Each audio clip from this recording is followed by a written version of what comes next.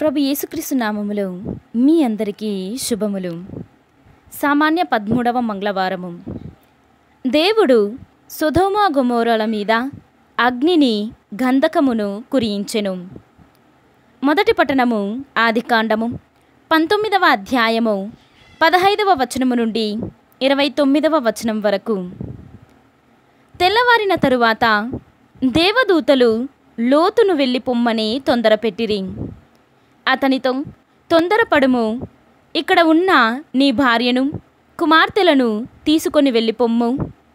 పోకున్నా ఈ నగరము వారు తాము చేసిన తప్పులకు అగ్గిపాలగునప్పుడు నీవును బుగ్గైపోవుదువు అనిరి. కాని లోతు తడువు చేసెను. అయినను దేవుడు అతని పట్ల కనికరము చూపెను. కావున దేవదూతలు లోతు చేతులు పట్టుకొని భార్యతో కుమార్తెలతో అతనిని నగరము వెలుపలికి తీసుకొని వచ్చిరి. వెలుపలికి చేర్చిన తరువాత వారు ప్రాణములు దక్కించుకొనదలచిన ఇక్కడున్ని పారిపోవుడు, వెనుకకు తిరిగి చూడకుడు, మైదానములో ఎక్కడను ఆగకుడు, కొండలకు పారిపోవుడు, పారిపోకున్నా మీరును బూడిదయైపోవుదురు అనిరి.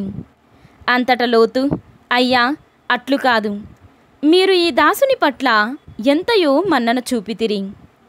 నా ప్రాణములు కాపాడి మీకు నా యందున్న దయ ఎంత అధికమో రుజువు చేసితిరి. నేను కొండలను తప్పించుకొని పోలేను, దారిలోని ఈ ఉపద్రవము పాలై చచ్చిపోవుదునేమో.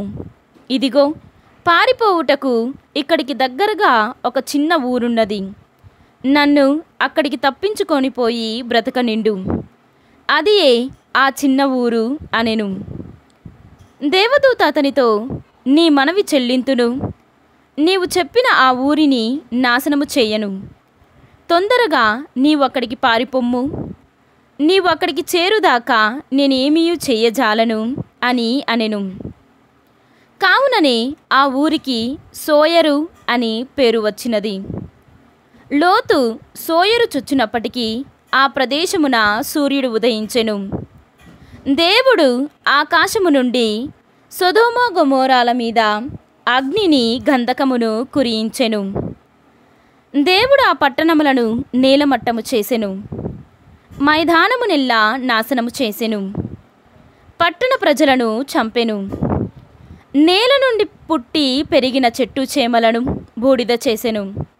అప్పుడు లోతు భార్య అతని వెంట నడిచి వచ్చుచు వెనుదిరుగు చూచెను. చూచిన వెంటనే ఆమె ఉప్పు కంబముగా మారిపోయెను. అబ్రహాము తెల్లవారక ముందే లేచెను. పూర్వము తాను దేవుని సన్నిధిన నిలిచిన చోటికి వచ్చెను. అతడు సొదొమ గొమొర్రాల వైపు, మైదానము వైపు చూచెను. ఆవము పొగ వంటి పొగ దట్టముగా నేల నుండి పైకి వచ్చుట కనుగొనెను. ఆ రీతిగా మైదానపు నగరములను నాశనము చేసినప్పుడు దేవుడు అబ్రహామును గుర్తు తెచ్చుకొనెను. లోతు నివసించుచున్న పట్టణములను నేలమట్టము గావించినప్పుడు అతనిని ఆ ఉపద్రవము నుండి తప్పించెను. ఇది ప్రభువు వాక్కు. సర్వేశ్వరునికి వందనములు.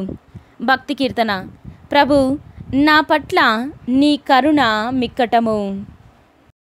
ఈనాటి సువిశేషము పునీత మత్తయి గారు వ్రాసిన సువిశేషము 8వ అధ్యాయము 23వ వచనము నుండి 27వ వచనము వరకు. అంతట యేసు పడవనెక్కగా ఆయన శిష్యులు ఆయనను వెంబడించిరి. హఠాత్తుగా గాలివాన క్రమ్మి పడవను ముంచెత్తునంతటి అలలు ఆ సముద్రములో చెలరేగెను. ప్రభువు ఆ సమయమున నిద్రించుచుండెను. అప్పుడు శిష్యులు ఆయనను మేలుకొలిపి, ప్రభు, మేము నశించుచున్నాము, రక్షింపుము అని ప్రార్థింపగా యేసు వారితో, ఓ అల్ప విశ్వాసులారా, మీరు భయపడదరేలా అని పలికి లేచి గాలిని సముద్రమును గద్దించెను. వెంటనే ప్రశాంతత చేకూరెను. గాలి సముద్రము సైతము ఈయన ఆజ్ఞకు లోబడినవి, ఈయన ఎంతటి మహానుభావుడు అని జనులు ఆశ్చర్యపడిరి. ఇది క్రీస్తు సువిశేషము. క్రీస్తువా మీకు స్తుతి కలుగునుగాక.